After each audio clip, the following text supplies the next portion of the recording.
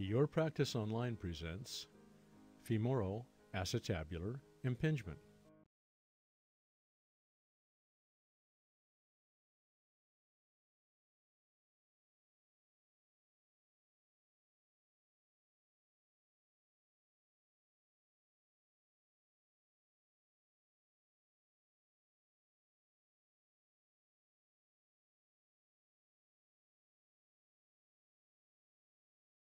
This movie is an educational resource only and should not be used to manage orthopedic health.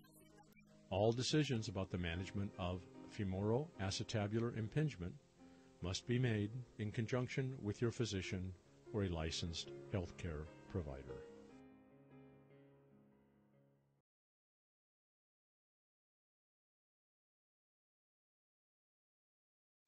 Femoroacetabular is the term to describe the location where the femur, thigh bone, and the acetabulum, hip socket, come together. Impingement is a term that refers to pinching. Therefore, a diagnosis of femoroacetabular impingement indicates a pinching or pain in the hip where the femur meets the hip socket. In a normal hip, the head of the femur moves smoothly within the hip socket, enabling movement without pain. With femoroacetabular impingement, or FAI, the femur pinches against the cartilage in the hip socket, impeding smooth movement and causing pain. In order to learn more about FAI, it helps to understand the normal anatomy of the hip.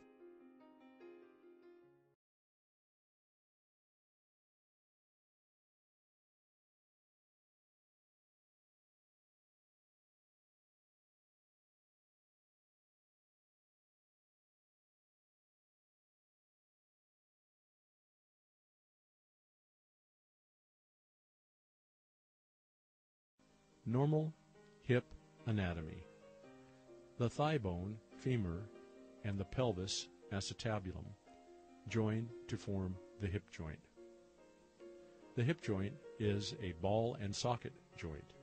The ball is the head of the femur, or thigh bone, and the socket is the cup-shaped acetabulum.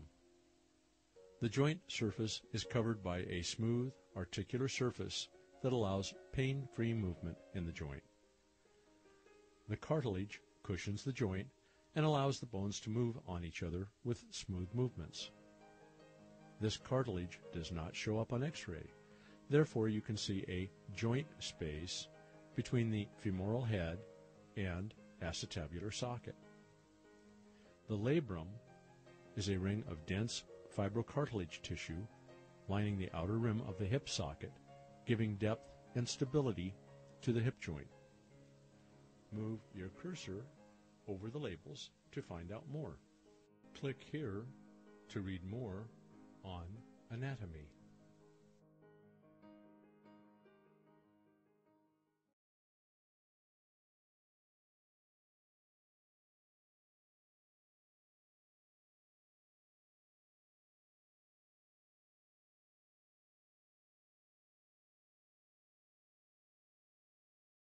Pelvis.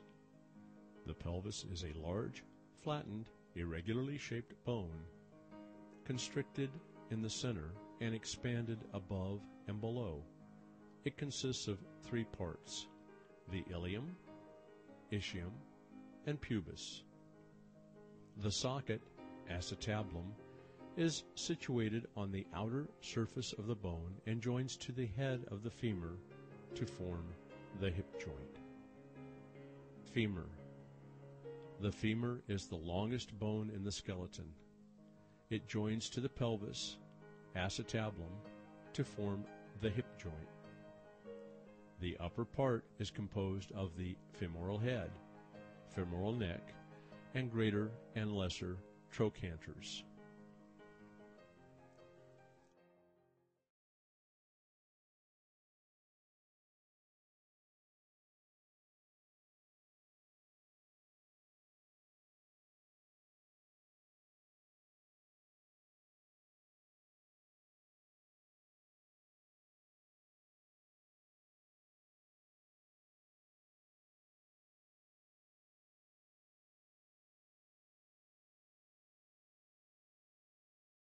What is FAI?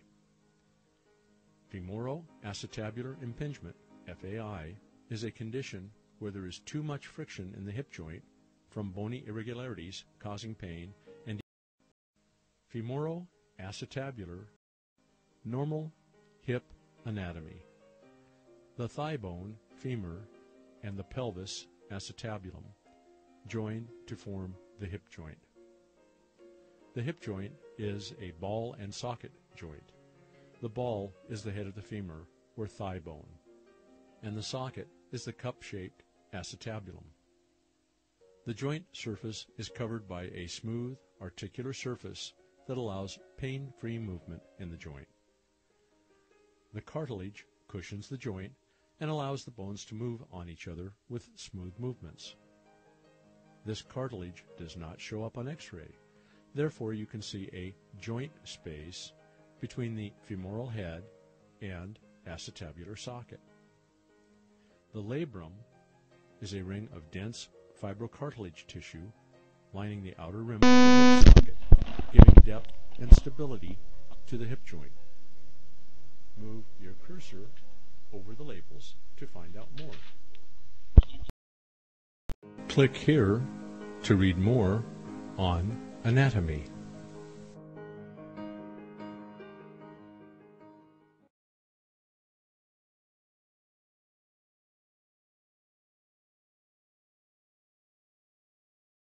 Pelvis. The pelvis is a large. Femoroacetabular is the term to describe the location where the femur, thigh bone, and the acetabulum, hip socket, come together. Your Practice Online presents femoroacetabular impingement.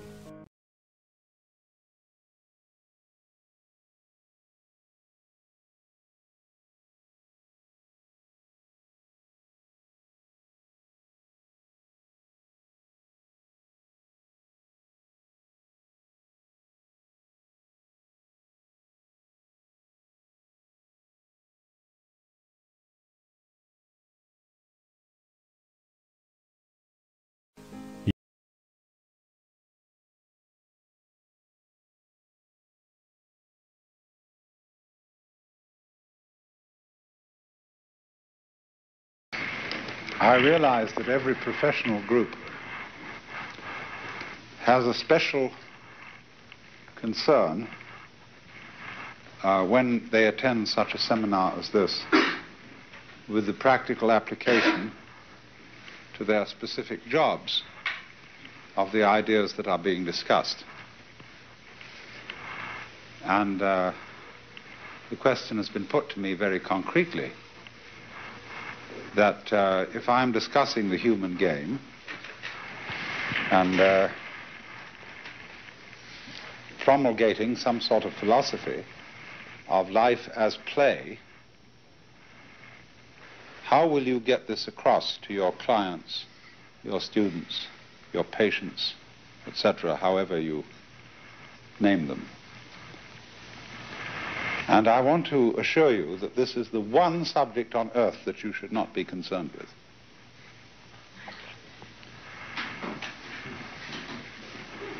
Now, I very often talk to all sorts of groups. And in these groups, there are invariably parents, and they hear about this sort of point of view, and they want to know how to apply it to their children, as if children were certain things that you apply something to. Children are very canny, and the moment you start applying a method to them, they're aware that something's afoot.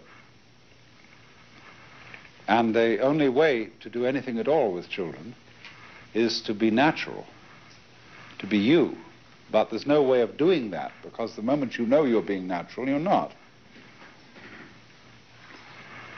If you, however, are a person fascinated with something, deeply interested, in anything at all, it doesn't matter what the devil it is.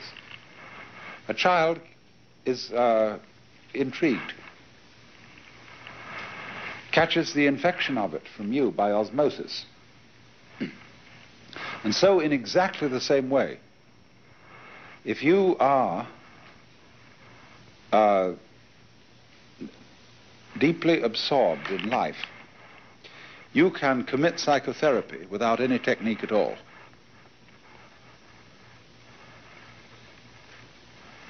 Only there are rituals which bring you into contact with people. You know, they have to make an appointment and they have a problem and they want to discuss it with you. And so that has to be tolerated.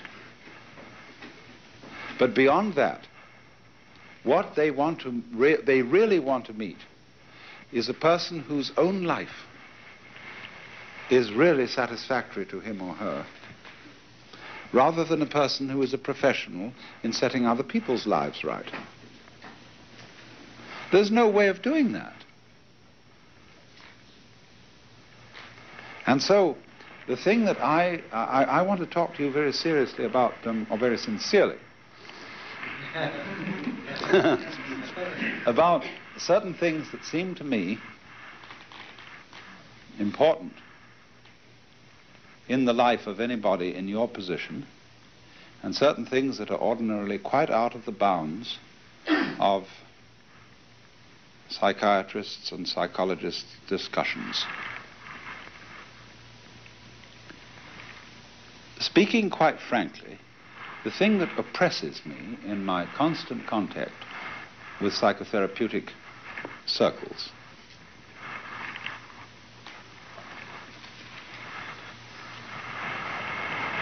is the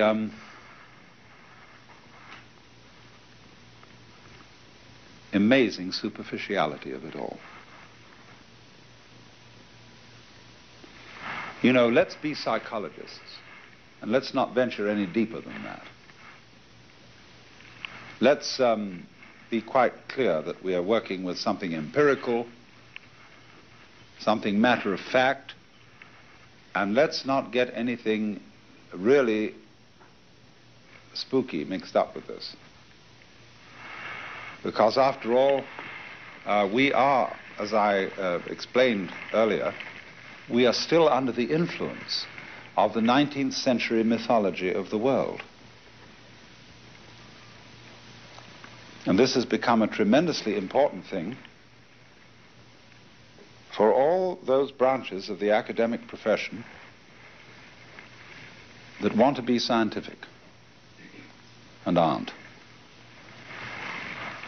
Now, science is a discipline possible only in very, very special situations.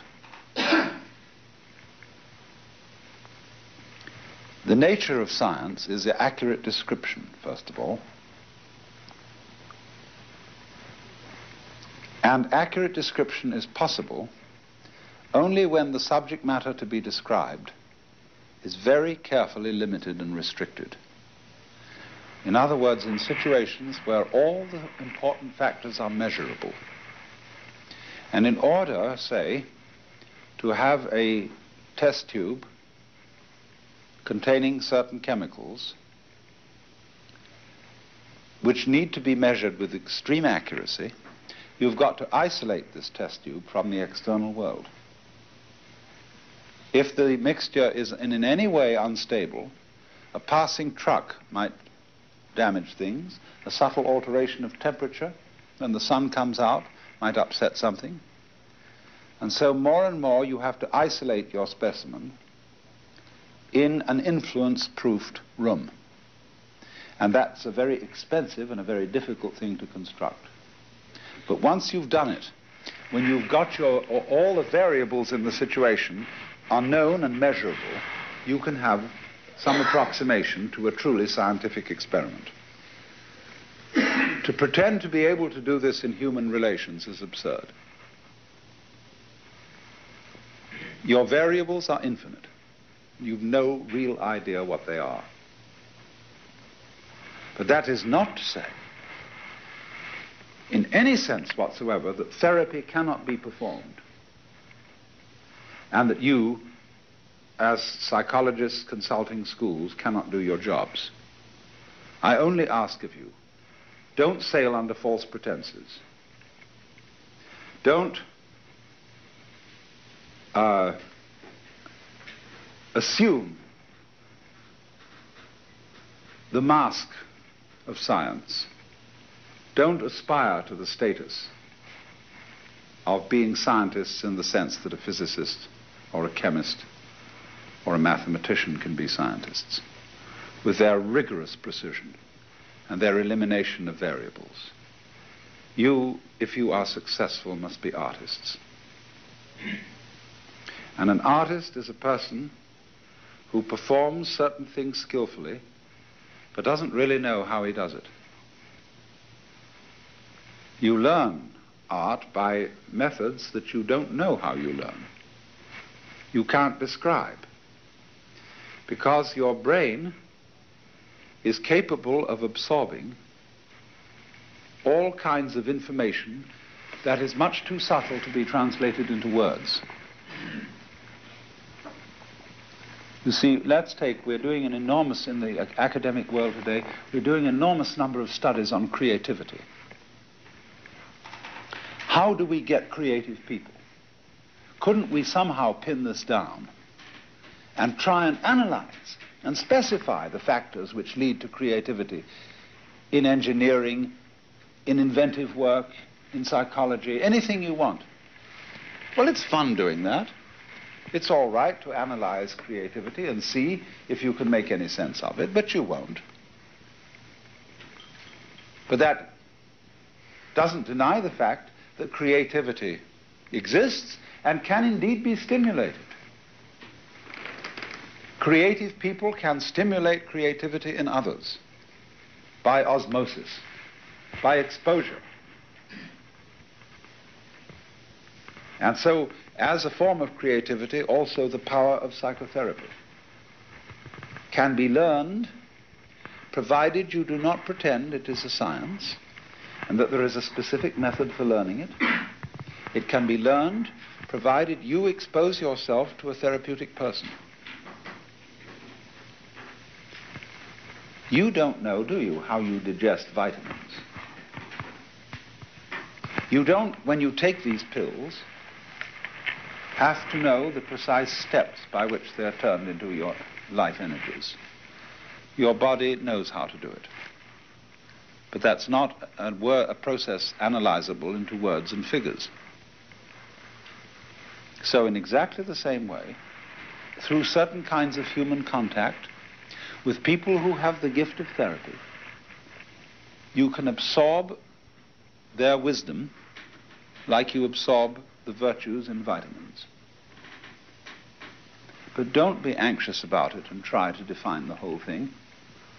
I remember when I was a little boy, I once thought the idea that I would write a book which would pass down all knowledge to a subsequent civilization that would know nothing about us.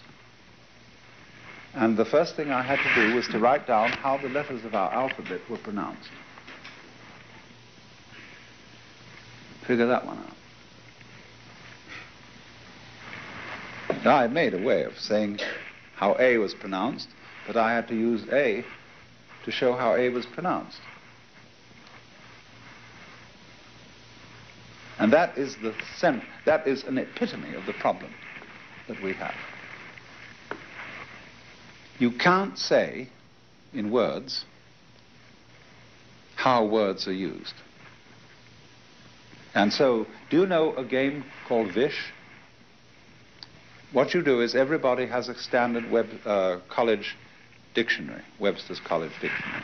You sit round a table, and then there's a hat, and you pull out, somebody pulls out a word, and everybody looks the word up. Then they write down on a pad the key words and the definition of that word, and then they start looking them up. And the first person who gets back to the original word calls out Vish, short for vicious circle, and he wins the round. And the referee, there's always a referee, he decides whether you worked fairly, whether you didn't take an illegitimate shortcut, you know, like looking up and or something like that in the definition. You had to look up a key word. Because so long as a dictionary doesn't include pictures, all it does is define words in terms of words. It never makes the bridge between words and the physical universe. which Korzybski so delightfully called the unspeakable world. It's so fascinating. Unspeakable also means disreputable. The world that is not academically respectable. Do you know that in recent controversy at Harvard about the experiments with psychedelic drugs, some member of the Department of Social Relations actually said no knowledge is academically respectable knowledge unless it can be expressed in words. Completely throws out the football team.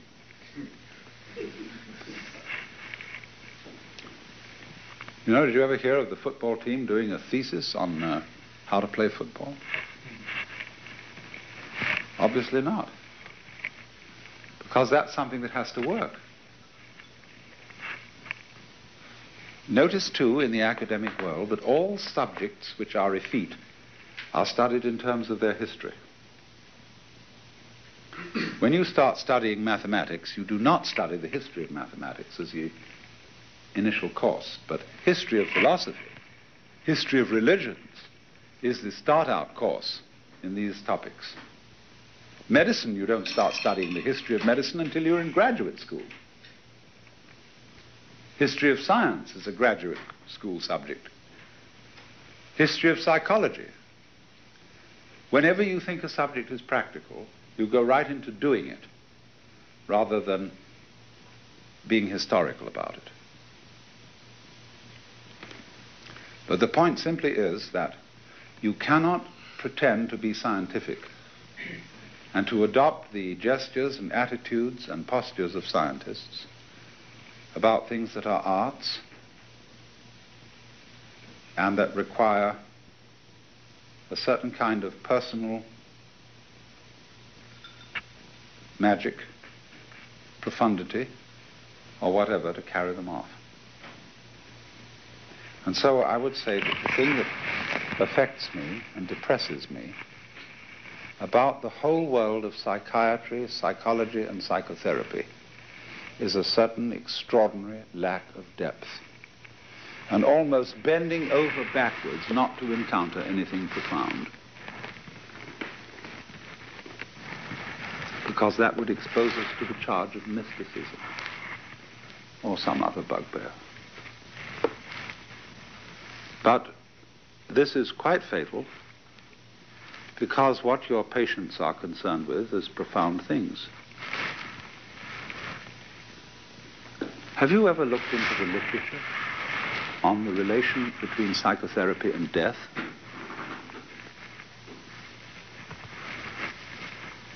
You will find a lot of blank pages. There's hardly anything about it.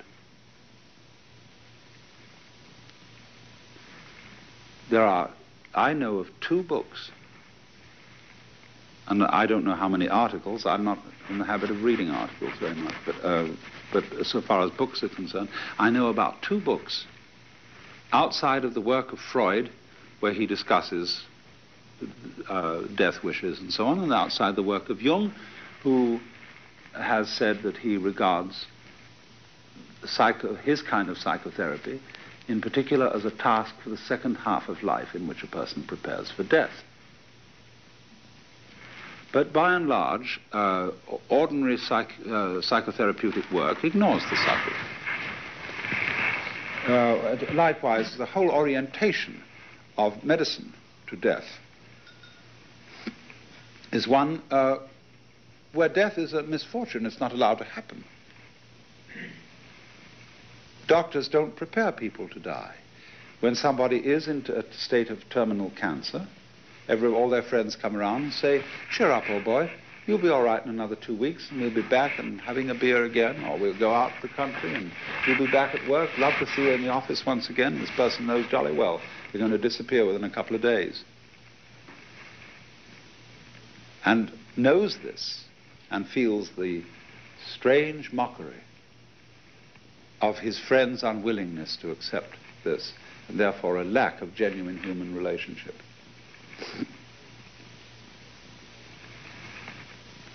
And so the physician is embarrassed in a way that maybe a priest is not embarrassed, When somebody says to him, listen, I am sick of being ill, I want to die. I want to stop all this stuff being fed into my veins, and I want to be through. And the doctor in his role can't say, of course, that's perfectly understandable. And insofar as the psychotherapist takes his cue from medical role-playing, he can't say to a person, all right, you should die. I think it's a good thing. It's a very wise man once said, this was Ananda Kumaraswamy, I would rather die 10 years too early than 10 minutes too late. There's a time to die.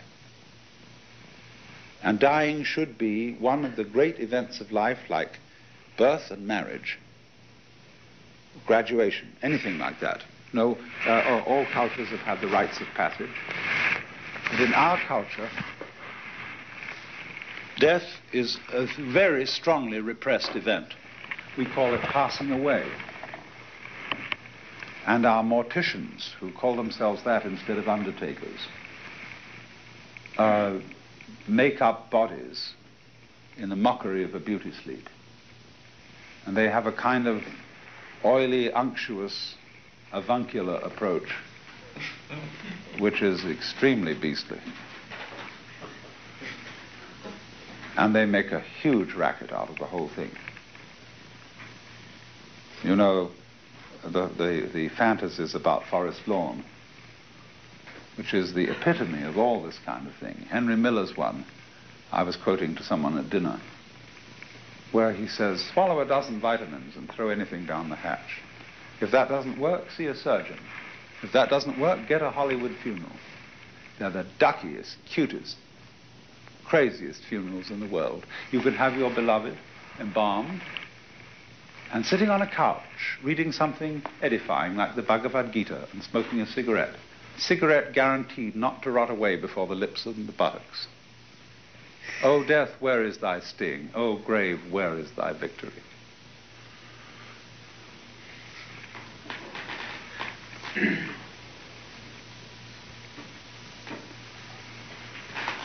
And this, you see, because the healing professions today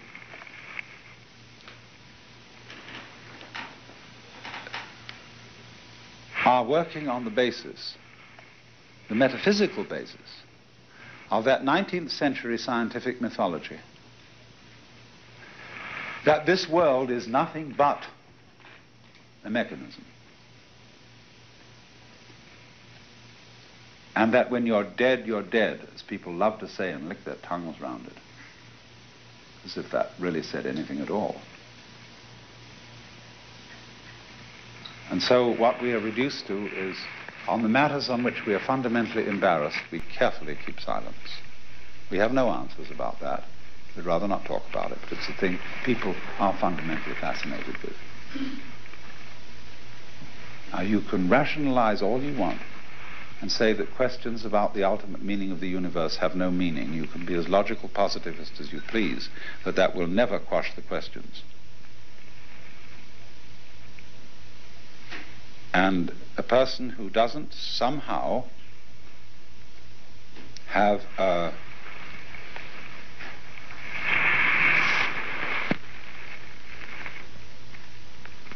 sense of relationship with whatever it is that's eternal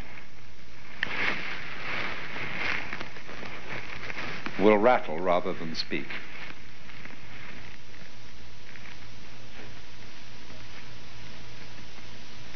And so I would say to you, talking frankly here tonight, that the most important thing for any kind of psychologist or therapist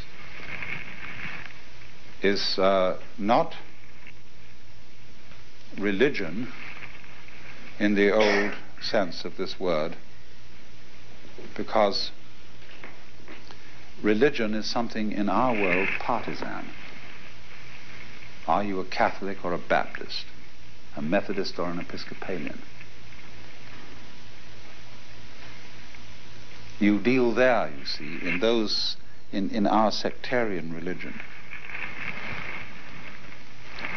with things that are beliefs,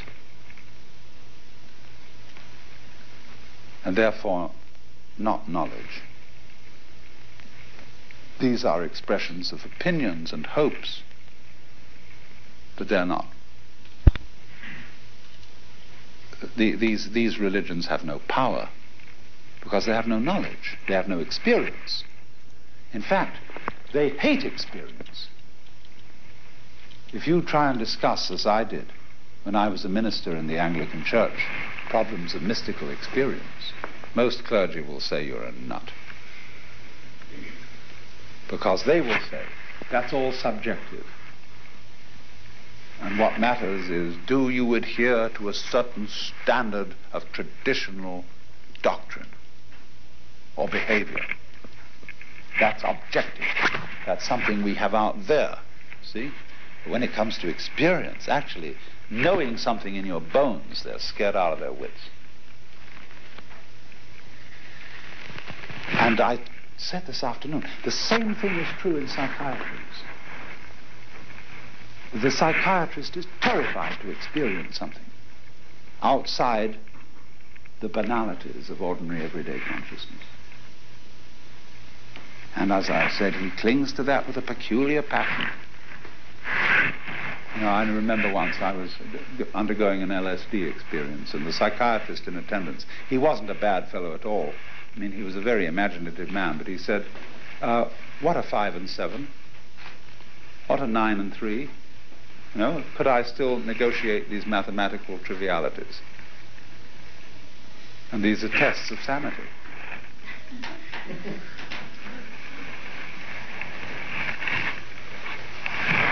Now, I don't want to deride that completely, because anybody who explores into worlds beyond the everyday world should be able, ideally, to come back with an account of what he's seen.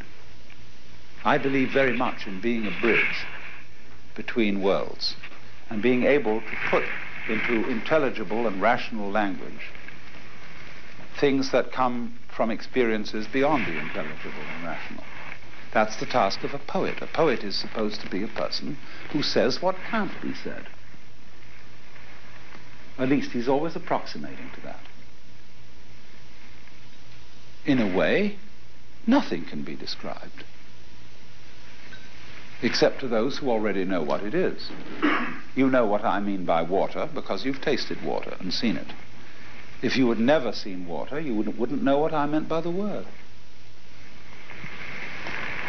On the other hand, what will I do with a person who is congenitally blind and he's never seen light and doesn't know what color is?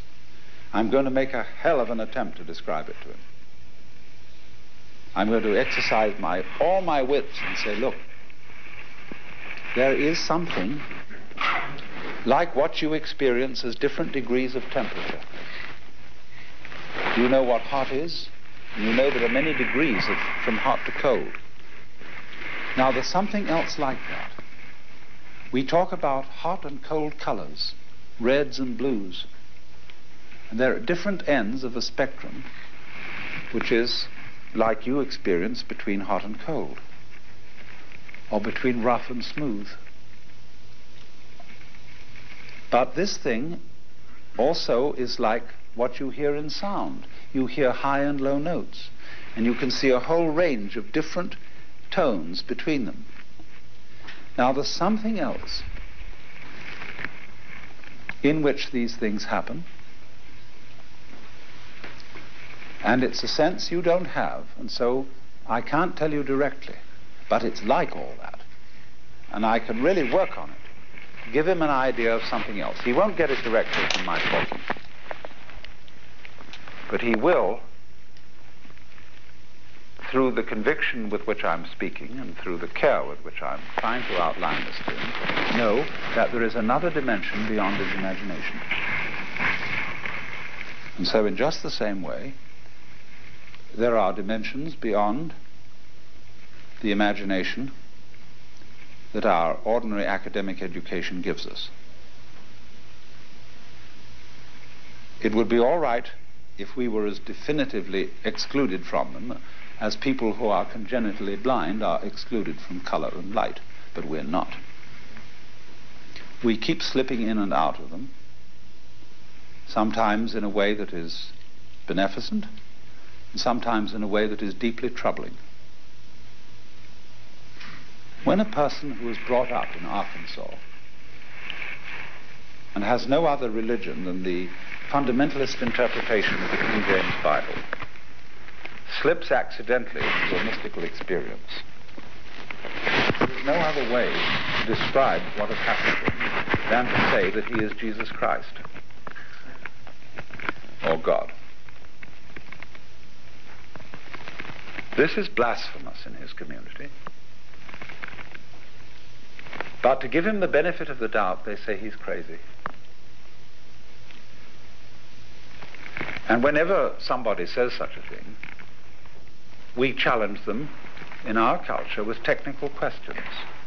If you are God, command that this glass be made into a rabbit. How did you create the universe in 6 days? There was once a poor woman in an asylum who was asked this question, and she replied, "I never talk shop."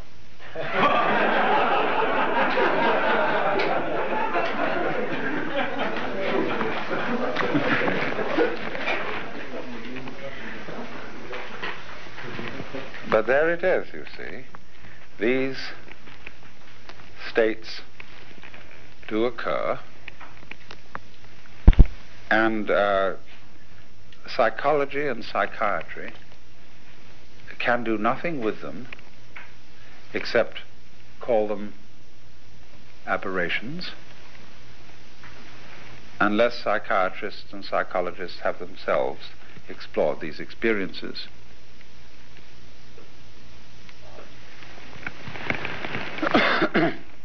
Why should we pursue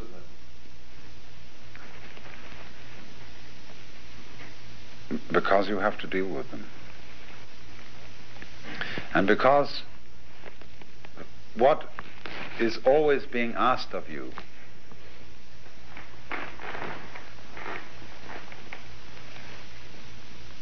is, you see, people go to you today, whereas before they went to clergymen. The clergyman is a pretty hopeless case today, because people feel that if they go to him with a real problem, all they'll get is platitudes. Especially if it's a moral problem of any kind, he'll be understanding. They know that because he's been to a modern theological school where they had courses in pastoral psychology and counseling. But they know fundamentally that a clergyman is out to get you. He wants to enroll you in a community, in a church, and so that you'll be a regular contributor. They have a little bit more confidence in a doctor or somebody associated with doctoring because they know a doctor wants to get rid of his patients. A doctor doesn't want to get you hooked on medicine if he's an honest doctor, but a clergyman wants to get you hooked on the religion. So you people who stand midway culturally are looked to because you have the aura of science. And therefore people say, well, that's rather more objective. That's a little safer. I feel I can risk this person because he's not out to get me into some hocus pocus. See?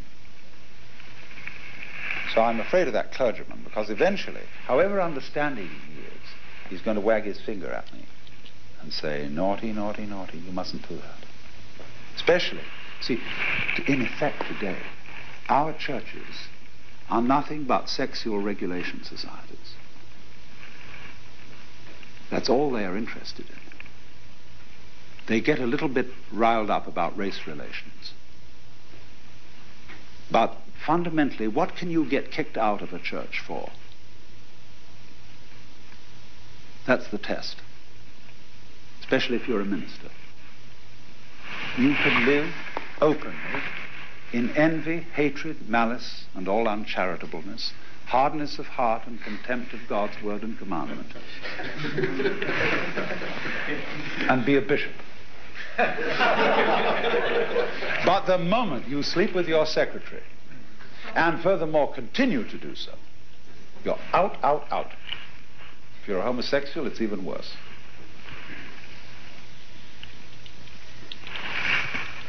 That's the test. That's what it's all about. Well, let's reserve questions to a little later, and then we can take them all together. But over and over again, this is the thing that matters. So people who, for various reasons, are involved in a form of love or sexual relationship which is by these standards irregular, they know that when finally they get down to it with the minister, he's going to say naughty, naughty, naughty. And so it goes. So they don't vote at him. Because he stands for pure squaredom. However softly he puts it over, the soft sell. But they know with the psychotherapist they're going to get some less judging and more understanding attitude. But they will pursue the psychotherapist to a certain extent and find that beyond a certain point he collapses because he doesn't know what to do with death. He has no metaphysical ground. The priest has too much metaphysics, and he has no understanding on the level of that the psychotherapist has competence in. So therefore, to be truly effective, the psychotherapist needs a kind of deeper vision. And he hasn't any reason to be afraid of it and to be feeling that this will injure his scientific respectability. Because as I've given you the clues this morning, you don't need to talk about mysticism. You need to talk about ecological awareness. There is always a language you can translate this into that will placate behaviorists, logical positivists, and other people who want to insist fundamentally that the universe is dull. You see, that's what lies behind all these mythologies. The person who wants to say on the one hand that the universe is something that strikes him as profoundly mysterious will talk about the Godhead and things behind it. The person who, on the other hand, who wants to say, oh well, it's just a thing that's not really very important, he'll find a language so as to describe the universe in a slightly contemptuous way. He'll say it's nothing but. And neither of these people can prove that what they say is true. They're just two different ways of expressing the kind of person you are, or what role you're playing with respect to life. See, a lot of people want to advertise the fact that they are sound and reliable, and nobody can put over any nonsense on them. They're tough-minded. So in the academic world, they'll always play a certain role. You can watch it, you know exactly what it is, how they come on. Other people want to say to those people, you're dry as bones, you rattle. You know the words, but you don't know the music. You see, all these people really are differentiated between two schools of thought. The prickly people and the gooey people. And on the side of goo, we have the romanticists, and on the side of prickles, the classicists. In medieval times, on the side of goo, we had people who were then called realists, and on the side of prickles, the people who were called nominalists. Now, realists believed that every man, individual person, was an example of an essence called mankind. The realists said that's a lot of nonsense. There are only particular people. There is no such essence called mankind. And today, the logical positivists and behaviorists are examples of prickly people, and mystics and idealists, in the Berkeleyan sense, are examples of gooey people. And this is an eternal debate. When you examine any substance closely, you find structure. But when your lens gets out of focus, you find substance or goo, because you can't see the details. So it is all homogeneous, like homogenized milk. So depending on the level of magnification with which you look at life, you see prickles or structure and goo or stuff. And all philosophical debates go along between these people. Whereas the truth of the matter is, of course, that life is gooey prickles and prickly goo.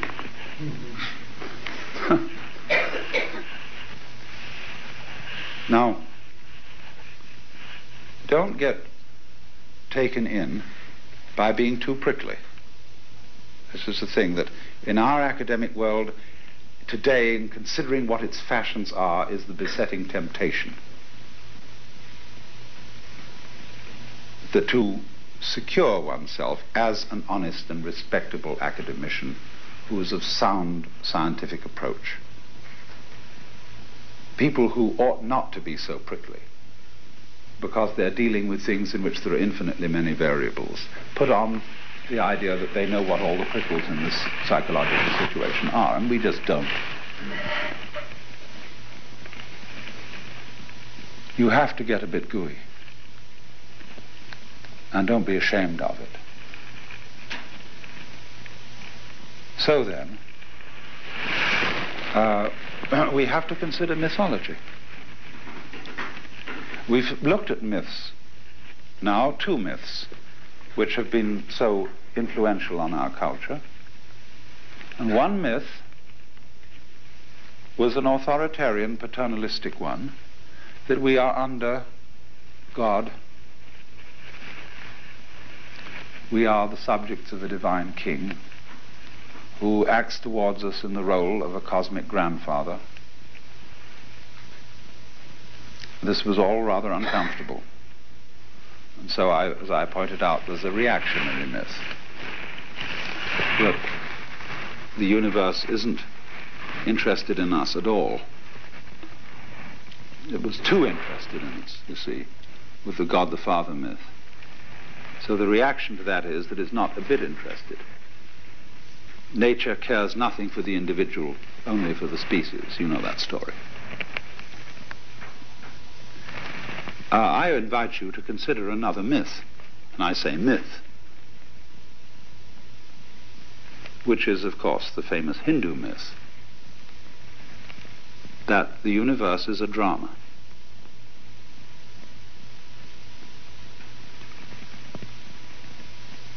See,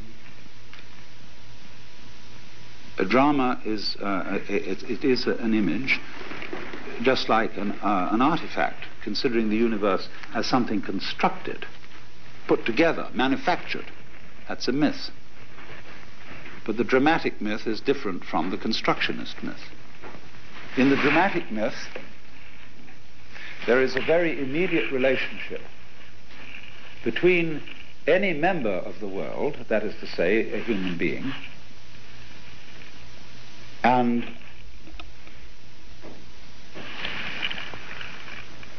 the root and ground, what there is. Because in the dramatic myth, every one of you is basically connected with the reality which for untold billions of years has sparkled in these galaxies and nebulae. These are not things foreign to you. What you see outside you, or apparently outside you, although it looks distant and foreign, is most fundamental to you. There was sense in what is now only a superstition, astrology. Astrology as a means of predicting what is going to happen to any individual in his life is, as far as I could make out, of almost null value. But there was one sensible idea behind it. When you cast a person's horoscope, what you did was you drew a map of the then known universe as it was at the time this child was born. And this was supposed to be a map of his soul. What an ingenious idea. It is to say, your soul is the whole world as it focuses upon your moment. Now, ordinarily, when we talk of souls, we think of something clad in a sheet with holes in it, like a Halloween ghost, that is a kind of miasmic creature that inhabits your body, and when you die, it leaves you like the breath leaves you. But that's not the soul at all. The soul is something which contains the body. The body doesn't contain the soul. The soul, if we put it into modern language, is the entire complex of relationships in whose context this organism exists. So it includes social relationships, communications relationships, dynamic relationships of heat and temperature, relationships with animals, with insects, with bacilli, relationships with gravity, with cosmic rays, and interstellar balances. All these things, as they are focused at any individual point in the world, constitute the soul. That was the truth in the astrological diagram. But we are, as I said, taught to feel this system inside out, to ignore the soul and identify with the body, with the organism. It's not that the body and soul are different in the Cartesian sense. It's not that they're different substances. They're all the same world. The soul is the physical world in its entirety. And God only knows what that contains, because our senses are attuned only to a very small spectrum band of the physical world.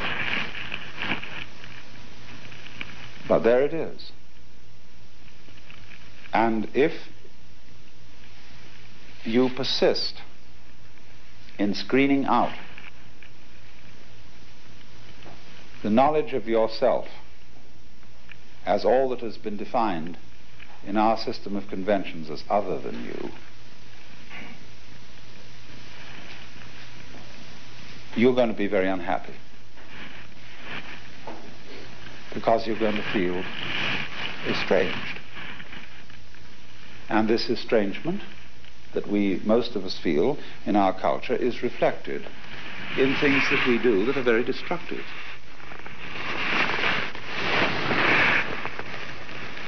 We constantly hear of man's conquest of nature.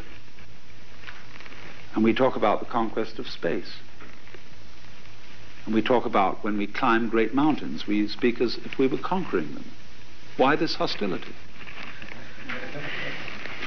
Look at this rocket. These enormous, aggressive phallic emblems being zoomed at the moon. What do you think that means? They're going to screw the moon. Poor old Venus. No? Well, now, this is a ridiculous way to explore space. You're never going to get anywhere in a rocket. It's a crawling thing. It's a horse and buggy.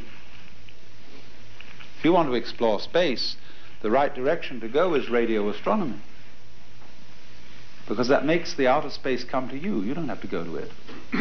You're in space. Here we are, floating on this Earth, which is way out in space. We're already there. All we need to do to find out what's around us is get more sensitive, more open, develop things that are like the radio astronomical things. Maybe we can find instruments more sensitive yet than those. And they will bring the outside to us instead of going boom and conquering it.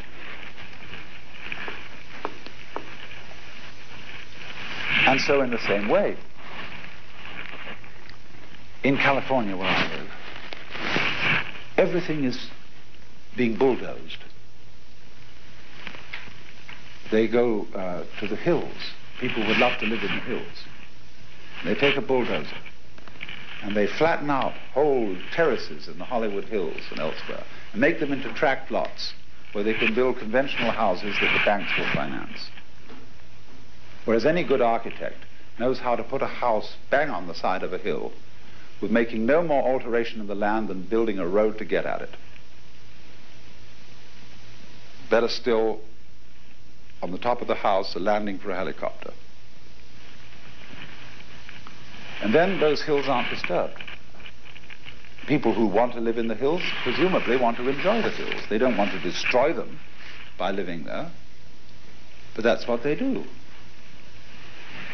So they conquer the hills, they bash them about with bulldozers, and then the rains come, and since all the vegetation has been torn off, the soil starts to erode, and eventually the house falls down the hill. Serve them right. But a good architect goes to a hill and says, "Good morning. I'm delighted to meet you. I would like to live on you, and I would like you to tell me what kind of a house you would like me to build on you." And so he studies the nature of hills and eventually learns how to live on one without disturbing it. As a Zen Buddhist poem which says of a wise man, "Entering the forest, he does not disturb a blade of grass. Entering the water, he does not make a ripple." Because he first of all becomes one with the environment. That is to say, in our more precise scientific language, he studies thoroughly the ecology of the situation before he does anything to interfere with it. We must interfere. We can't help interfering with the world around us, because even to know something is to interfere with it. Even when you shine a light on something to look at it, you alter it by shining the light on it. When you examine the behavior of an electron, you change its behavior. And so you want to know, what does it do when you're not looking at it? Does the light in the refrigerator go out when you close the door? How can you look inside to see? But if we are sensitive enough to recognize that the outside world is our own physical body, and that we should respect it just as we respect our own feet, head, hands, and stomachs, that's literally true. It's physically true, not merely metaphysically. And so with this fantastic technology that we have power to alter the physical world as nobody ever had. But do we have the sensitivity to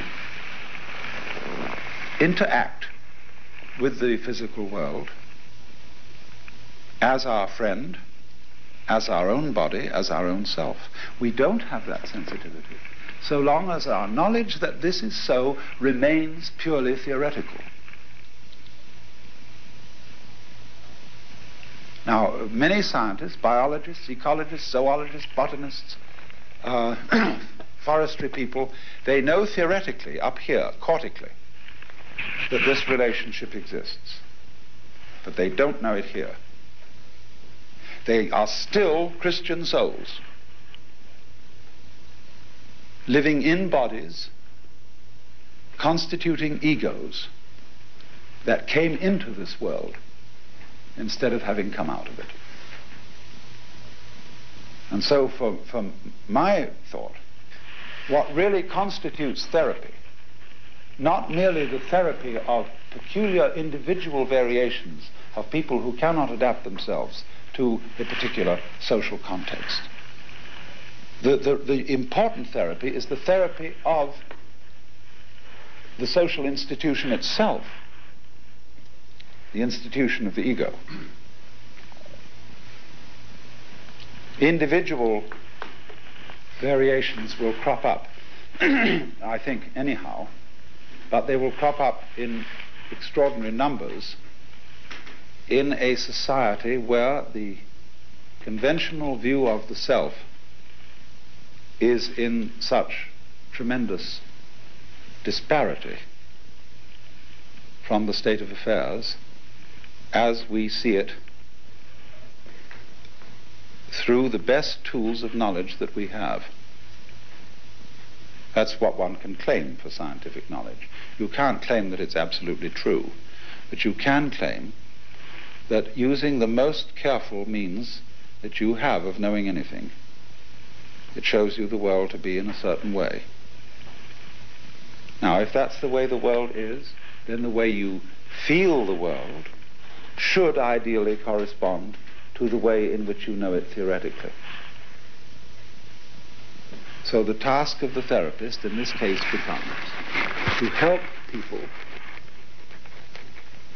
to feel subjectively how it is to exist in a way that corresponds to the best of our objective knowledge. And that leads us into, you see, areas which scientists have avoided because they are associated with religion and mysticism and weird things of that nature. And supposing then it does turn out that that which seems to me most far from you, most remote, most alien, you look out, take a telescope or whatever you have, and look out at the vast distances of space. And it seems all very foreign and remote. That's because you've been hypnotized to feel it that way. When human beings thought at one time there was just a cozy little cosmos, the Earth was the middle of it, and all those planets were in crystal spheres, and right up there was God the Father and the angels, and Jesus Christ, when he ascended, he just shot up a few miles and he was there. Cozy. Then as a reaction to that, see, when people wanted to depersonalize the universe, because the personalization of it was too traumatic, they said, billions of light years, in comparison with which we are of no importance. Just a reaction. Crazy, billions of light years. And you can think across them. And then you go the other direction. And you look into your own physiology. And that's as queer and weird as anything there is outside.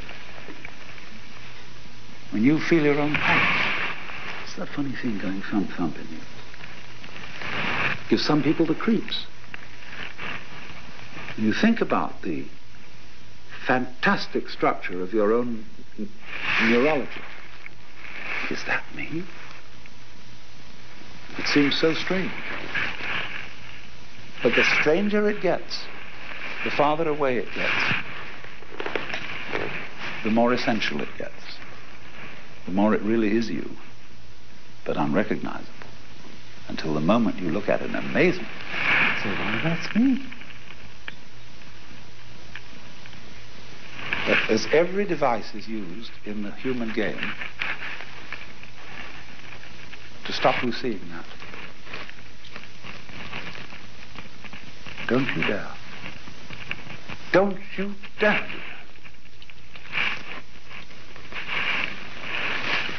And the best method of stopping it is guilt.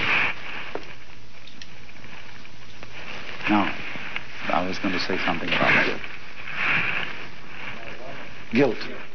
Guilt. This is the prime emotion which cuts us off from this sense of solidarity with the whole works.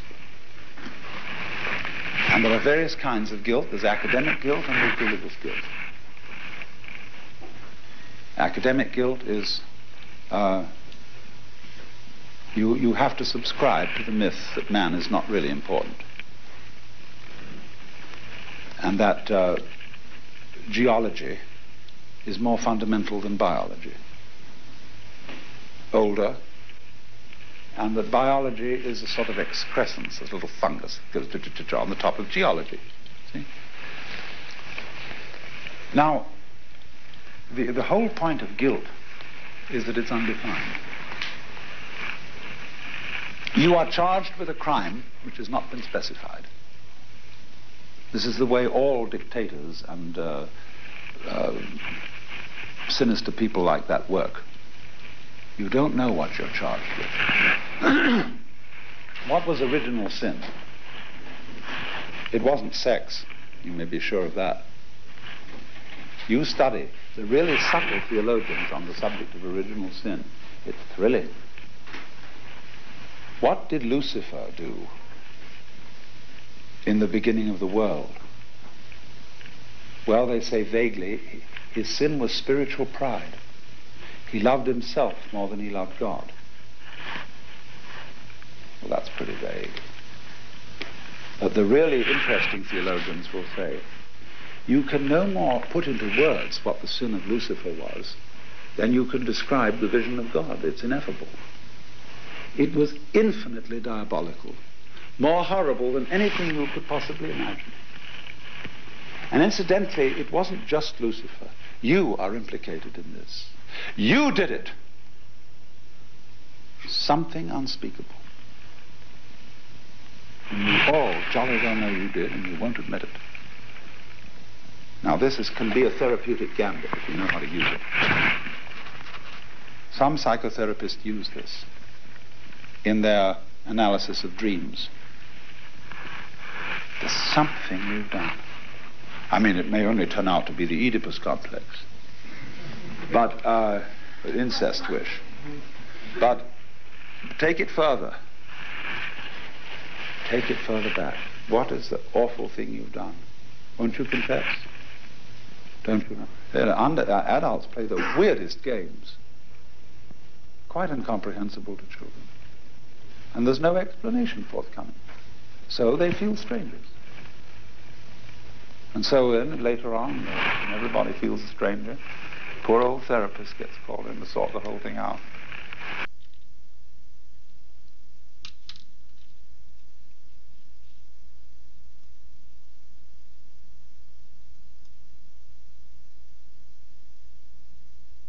We're living in a world where deviance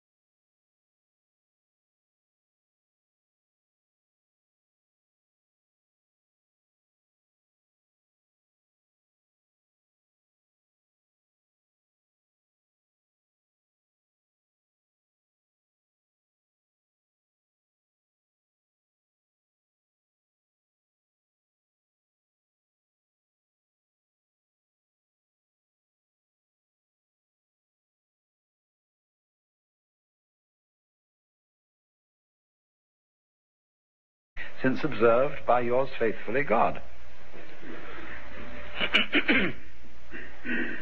The great subjective idealists in the tradition of Western philosophy are, of course, Berkeley, the bishop, and Bradley, A.F. Bradley. And it's in some ways difficult to make out exactly what they were saying when they said that everything is in the mind, because they could never say clearly what they meant by the mind. But if you will be a little naive for a moment and seem at least to understand what you mean when you use the word mind, they will pitch the argument in the following way. You do not know anything except in your own mind. The whole existence of an external world is something known to you in your mind. The distance of other people and other objects from you is a distance that exists in the mind. You cannot possibly conceive any world existing unless it be an experience. How could there be an unexperienced world? That would not be a world for anyone or anything. Therefore it would not be at all, because being is always being for something. It is, in other words, relational. The sun is light for eyes. Eyes are organs of vision for a mind. If there are no eyes, the sun gives forth no light. If there are no nerve ends, it gives forth no heat. If there are no muscles, nothing is heavy, and if there are no soft skins, nothing is hard.